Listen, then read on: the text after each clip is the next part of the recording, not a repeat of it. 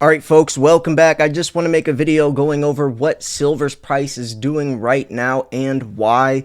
If you guys want daily updates of what's happening in the world of precious metals so you're always kept in the loop, make sure you click subscribe. I also make a lot of bigger type videos covering the macro, not just the immediate micro price movement. Let's jump into it. Silver trimmed some gains on delayed US-Iran deals as traders await the US CPI. Now silver is currently sitting at, let's see, I think it's 61.79. Yeah, 61.79, as it did break out yesterday from down to like 58.59 up to almost 63, which is very good news. So silver climbed as optimism over a potential US-Iran deal reduced inflation and Fed tightening risks. The rally lost some momentum after the expected deal announcement failed to materialize, but hopes for an agreement continue to support prices. Now, these are the most important dates to stay on the lookout moving forwards, and these are the things that's going to affect silver the most. Of course, with a lot of unknown variables, but these are the dates to definitely stay on the lookout for. So tomorrow is a big day for a couple of different reasons. July employment report, Trump's expected mining executive roundtable meeting, time and attendance still remain unconfirmed. But remember, the U.S. is unshockingly low on missiles and weapons for this war.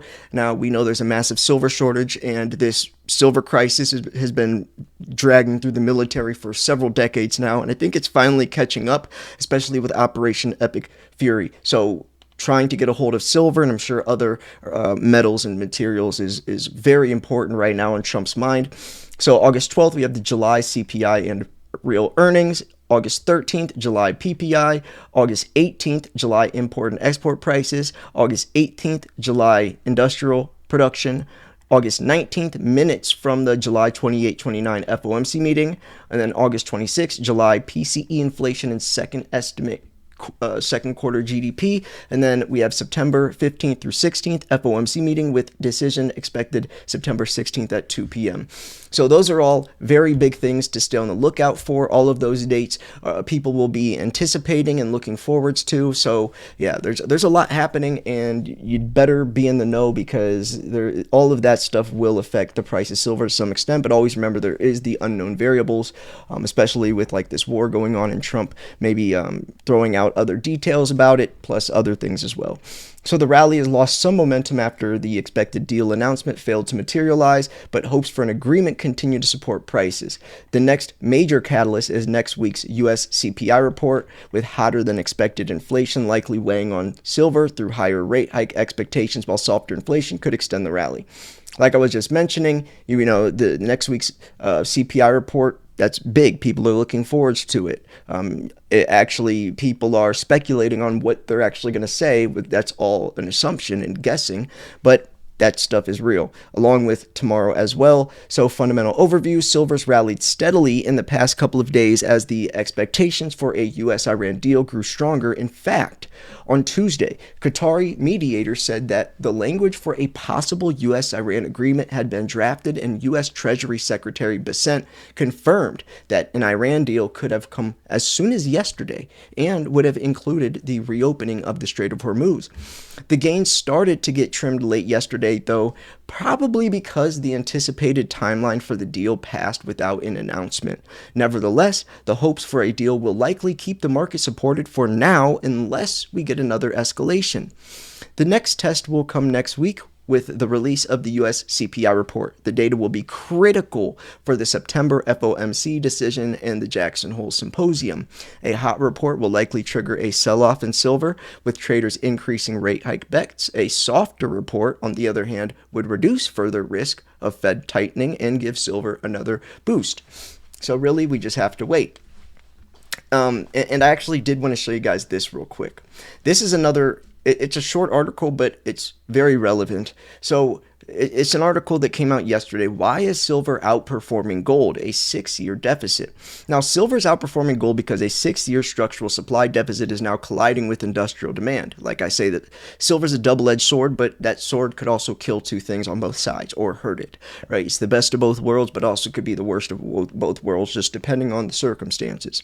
So the demand barely existed a decade ago. The market is now only pricing in that collision. And that's what I've been saying for a while. You know, I've been saying this for a long time, probably since 2019. I was mentioning that this silver shortage is going to catch up, and eventually around the year 2025 to 2026, the silver shortage will actually start being able to affect the prices. You won't be able to shoot this silver shortage or sweep the silver shortage under the rug anymore. And that's like the people that were saying, if you think we have enough silver to go green, you're living in la la land, yada yada, all of those things. And it has caught up now, and that's kind of what they're saying, that it's finally pricing in. In fact, silver's gained 62.74% over the past year per LBMA pricing, and that is more than double gold's 26% gain, even though gold gets most of the headlines. Silver's trading at 62.12 as of August 5th. This was yesterday, and gold sits at 4,200 on the same date. The divergence has pulled the gold to silver ratio down to 68. Now, of course, if the gold to silver ratio is dropping, that means silver is outperforming gold. If the gold to silver ratio is rising, that means gold's outperforming silver. The highest gold to silver ratio we ever saw was in March of 2020. It was around 125 to 1, but that's also when silver was only $11. So what's actually driving silver's supply shortage? According to the Silver Institute, the global deficit this year stands at 46.3 million ounces. Now, that doesn't sound like a lot, but there's a couple of reasons why it's actually much bigger.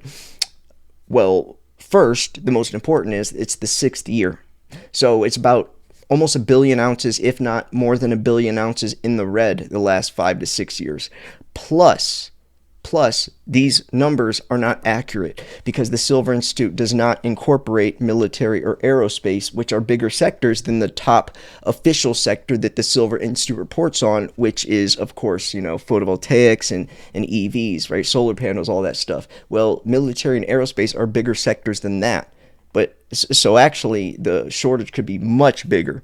The deficit could be much bigger than just 46.3 million ounces. So that survey was published by Metals Focus, indeed the market's sixth annual shortfall. So the cumulative deficit since 2021 has reached 762 million ounces. That is massive. That's almost as much as we produce on a good year. On a good year, it's around 850 million ounces. So that gap persists mostly because silver isn't mined for its own sake, right? It comes as a byproduct of lead, zinc, copper mining. Therefore, higher price alone doesn't summon a new primary silver supply the way it would for other commodities.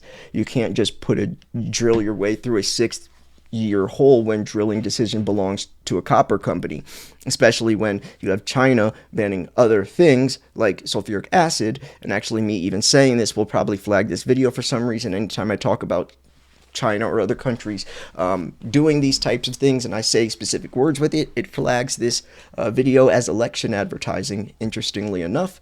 And actually, anytime I talk about geopolitical news on this channel, it flags my channel for election advertising. So yeah, just shout out to, I'm going to do real journalism, even if it affects my channel. But that's YouTube for you. So we don't have to talk about what all this means, or I guess we can go over what Wall Street forecasts say. So notably, 6 major institutions are watching silver from different angles, and their year-end targets span a wide range. First, Goldman Sachs holds the street's highest target at 85 to 100, and that's not bad, right? That's the first half of 2026, of course, though. HSBC says silver is averaging 75 as of May. UBS, as of July 31st, forecast 70. Commerce Bank, year-end target, July 28th, 67. JP Morgan, the most cautious major bank, revising from 60 to 65 as of July 3rd. Bank of America they first said $309 silver, then walked it back dramatically after people probably made fun of them for how out of touch they were with all the other banks, but they're averaging 86 for the full year as of May 1st. So,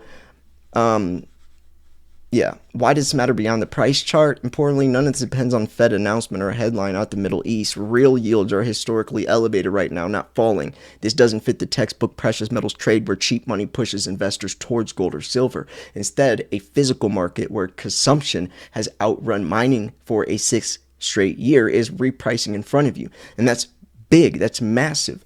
Now we cannot see, like they just mentioned, headlines and things like that won't affect the price as much as the fundamentals, which is the supply and demand, which is a massive deal. And that's why I've always said eventually silver will start taking on a life of its own, regardless of stock market volatility, regardless of the dollar index, regardless of even gold, because silver has potential and opportunity and value beyond those other things. So yeah, I think that's really important to note. But anyways, I'm gonna wrap this video up here. I just want to make a real short video just covering what's happening today. So just to recap a little bit right here, silver climbed as optimism over a potential US-Iran deal reduced inflation and Fed tightening risk. Right, the rally did lose some momentum after the expected deal announcement failed to materialize, but we have a lot of things happening tomorrow and later next week. So anyways, I'm gonna wrap this video up here. Make sure you guys subscribe. If you guys like just real short update videos like this as compared to my bigger videos where like I record a 60-second introduction and all that, or if you guys just want straight to the point, bang bang, get it done, let me know in the comment section below. Anyways, I love you all. Thanks for tuning in. This was Silver Slayer. See you guys tomorrow. Peace.